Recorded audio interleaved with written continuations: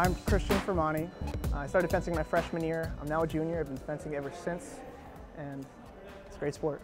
Something I always wanted to do, and I actually didn't go to student org night. One of my roommates came up to me and he was like, there's these really neat flyers. There's scuba and there's fencing. And I was like, well, scuba's really expensive. Fencing sounds awesome.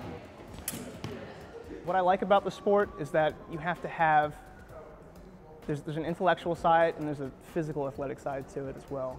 It forces you to do the right things.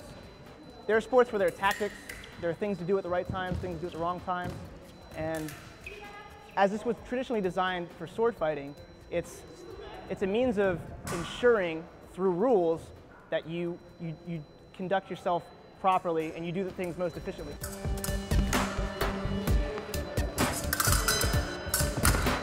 Although the blades are not sharpened at the tip, they do have the potential to break, and if they break, they can be extremely dangerous. Foil is the blade you learn on, so it's essentially this teaching tool. Although it is used very competitively, it is actually a weapon that you compete with. It's used to train you in the other two weapons. Epee is definitely a lot more like sword fighting. That's a lot like rapier fighting, as it would be back in the day. And then saber, of course, is like what you would do with a cutlass or cavalry. Very similar to that. And you'll notice these discrepancies in terms of where target area is.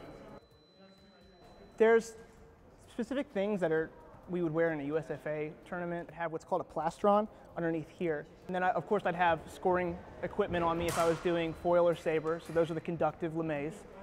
And the mask, of course. And in terms of pants, there's what we call knickers. They come to about midway in the shins. We do definitely go to a lot of different tournaments, and it's interesting because you can compete at the individual level, or you can compete as a university, and there's so much variety in terms of competition.